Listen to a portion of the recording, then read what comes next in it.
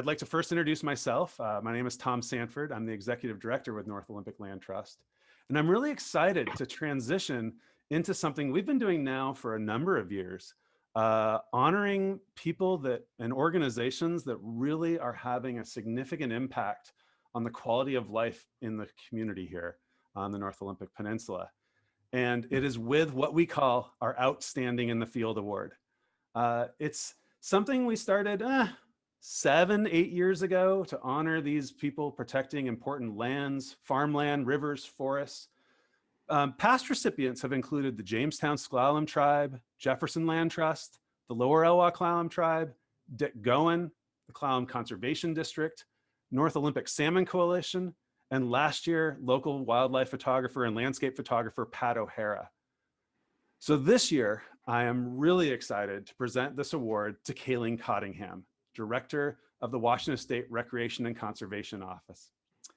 And this is a time, it's actually a little different. The award is not just here from North Olympic Land Trust, but on behalf of over 50 organizations, tribes, agencies, cities across Klallam and Jefferson County that together have received over $200 million of funding from the state's Recreation and Conservation Project on over 430 projects since 2007.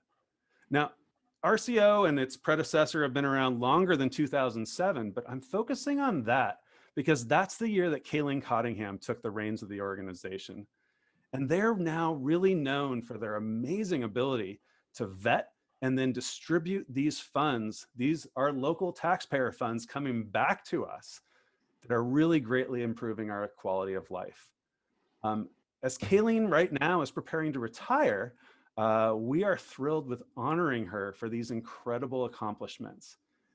And she runs this small but mighty organization that has done so much for the state. And before I pass this over to Kaleen, I just wanted to give you a taste of the kinds of things on the peninsula that we've seen. So if you're into the Olympic Discovery Trail, these are the folks to thank. Think about things like the Spruce Railroad tunnels, the Elwha Bridge, the Larry Scott upgrades, the Dry Creek Bridge, segments near Blinn, the Port Angeles waterfront changes, Francis Street Park, Dungeness River Railroad Bridge updates. Beyond that, there's the Cape Flattery Trail, the Williams Shore Pool work, Agnew soccer fields, Salt Creek renovations at the park, Shane Park work, lighting at Civic Field, trail work happening by the Backcountry Horsemen, Evergreen Mountain Bike Alliance, our local ports, moorage, launch areas.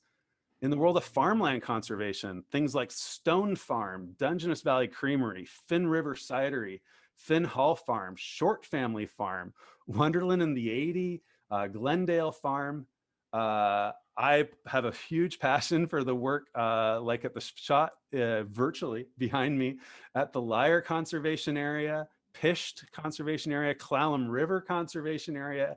And I can't go without mentioning the amazing work through the North Olympic Peninsula Lead Entity for Salmon Recovery and the Hood Canal Coordinating Council for things like replacing hundreds of culverts, acquiring key lands for habitat, supporting the levee setback on the Dungeness, revegetation, such as revegetation on the Elwha with the Lower Elwha Klallam Tribe, the restoration of Kilsit Harbor, engineered log jams, and I've only touched the surface. So I'm excited now to present this award, and on the line in her final days at the Recreation and Conservation Office, I've got Kaleen with us. And as we present this award for her incredible leadership, we wanted to hear a few thoughts from her and gain some of her perspective from her experience.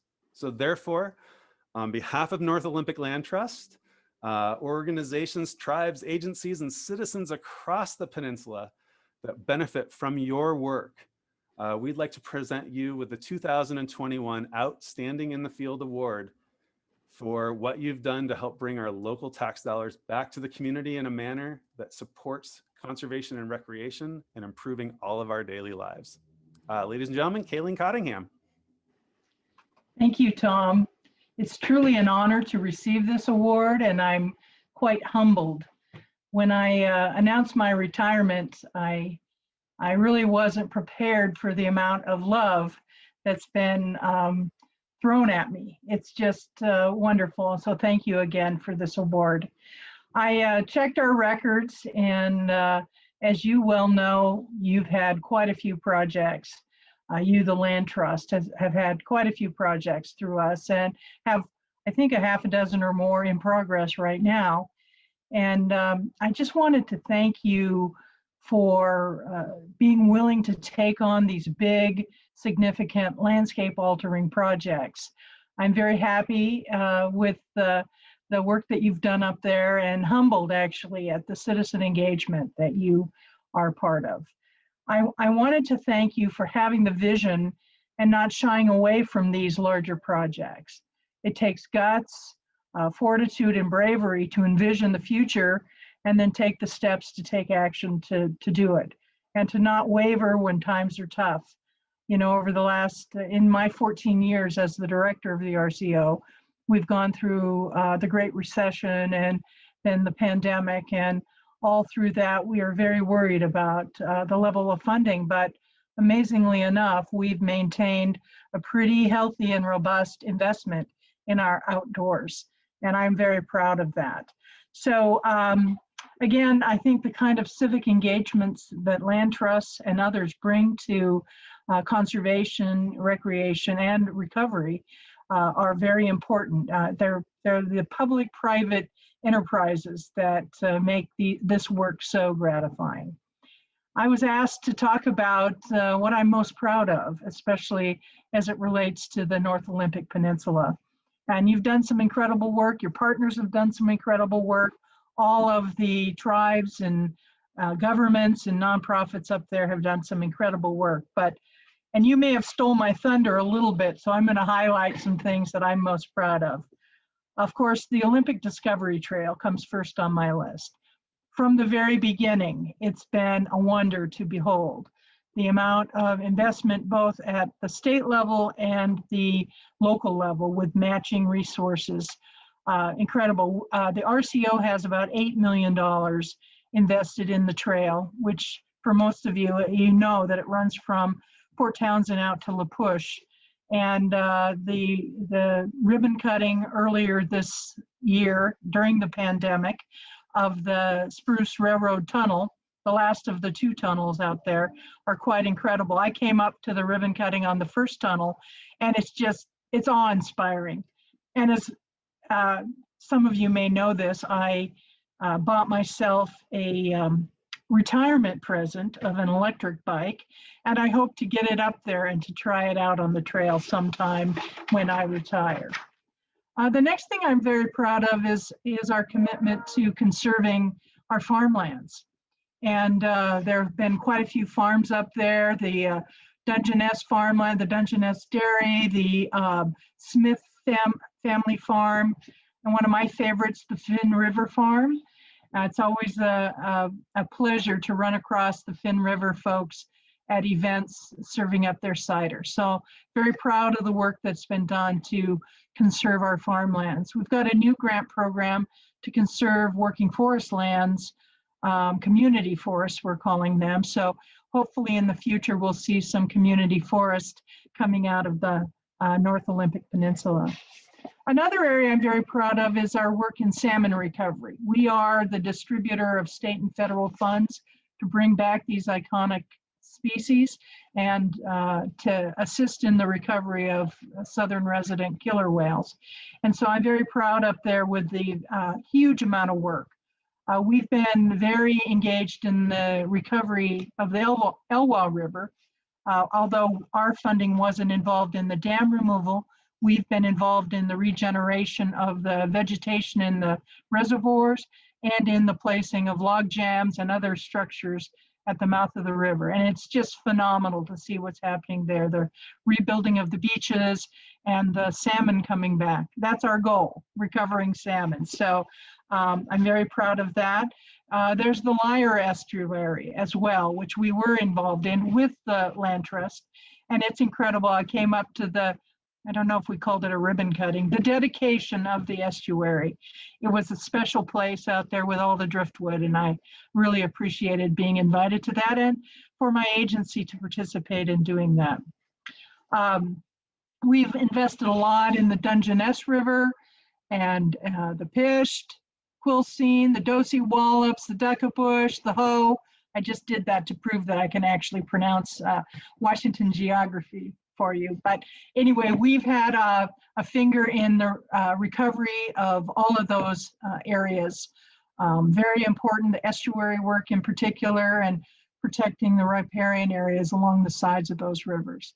One of our most recent endeavors has been replacing the undersized culvert with a bridge that connects Island with Indian Island out there, Killisett River, and to see that estuary back to water flowing, the tidal water flowing through that area is incredible. So I hope to see the water quality improve in there and the fish species to thrive in that area.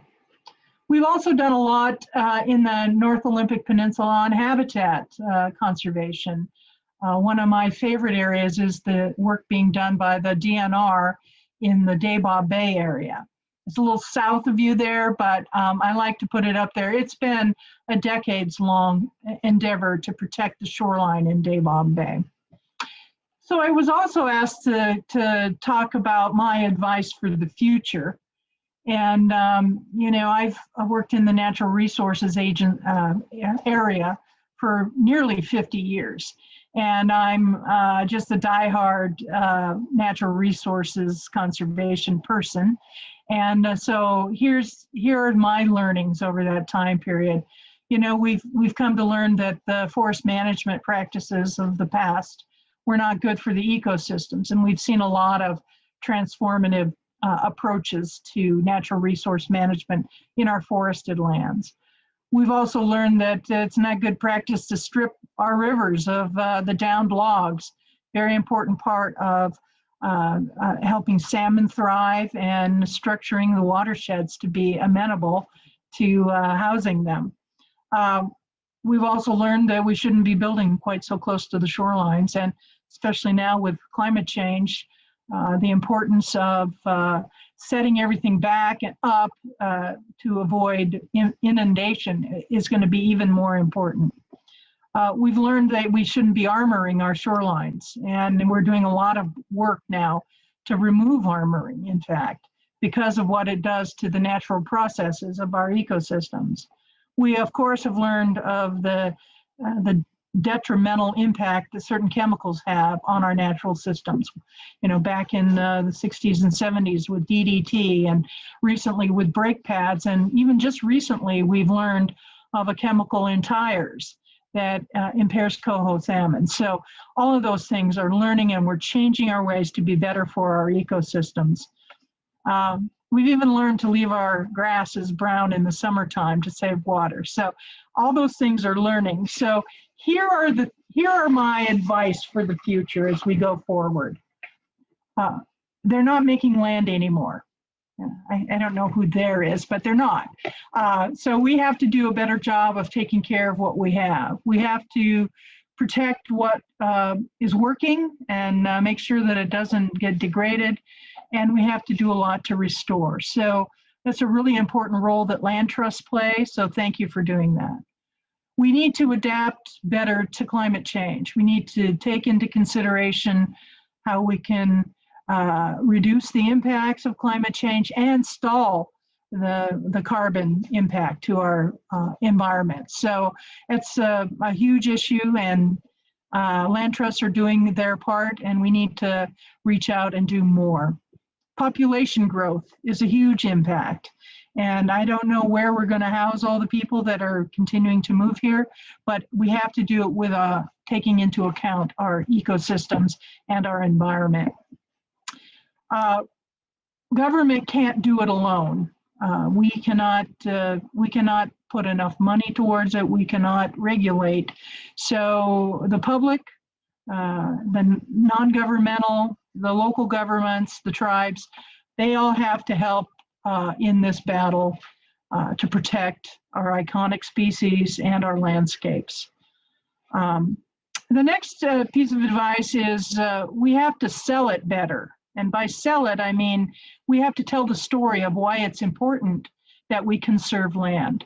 I don't think we explain that enough.